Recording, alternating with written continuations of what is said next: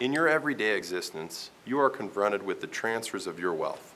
You continuously, unknowingly, and unnecessarily give or transfer money away.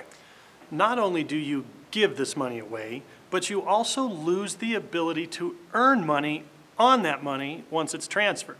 This compounds your loss. To eliminate or reduce these transfers, you must first learn to recognize them, then understand how directly or indirectly they cost you money. You may have to confront conventional financial wisdom. Remember, the ones giving you these financial programs tend to profit from them the most.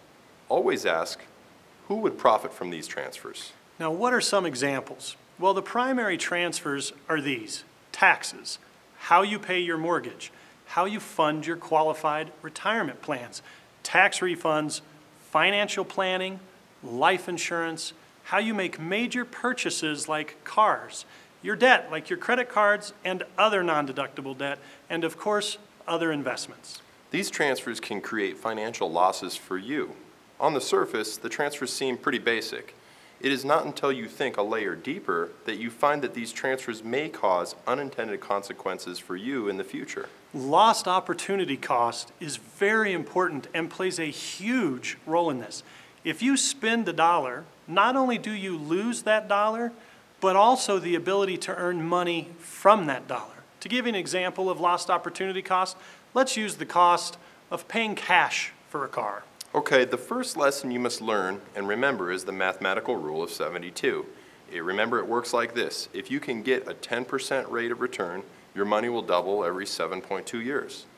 If you can get a 7.2% rate of return, your money will double every 10 years. So let's take a look at that car. Let's also assume you're 25 years old and you paid $20,000 for this fine ride in cash. Thanks, Grandma. Yeah. And if we use the rule of 72, that $20,000 would double its value every 7.2 years if it earned a constant 10% rate of return. And let's see how those values grow. So Kelly, at age 68, that $20,000 would have grown to $1,280,000. If it had earned a 7.2% return and therefore doubled every 10 years, then at age 85, you'd have the same $1,280,000. Not too bad. Let's take a look at the lost opportunity cost. If the 20 grand would have grown to just over 1.2 million, the lost opportunity cost would be the difference between the $20,000 you spent and the $1,280,000 it could have become if you hadn't spent it. That's right. The future value of that $20,000 would have created substantial wealth if it had not been spent. Therefore, the lost opportunity cost on the cost of this car is $1,260,000. Now that's one sweet ride. Yeah. So what? Are we saying never buy a car? Of course not. But you must understand that any purchase or transfer of your money through taxes, interest rates, fees, etc. creates lost opportunity costs. Would it not be a wise decision to eliminate or reduce as many of those transfers as you could? In reducing these transfers, you can truly watch your wealth grow. You can keep more of the money that you were unknowingly and unnecessarily giving away.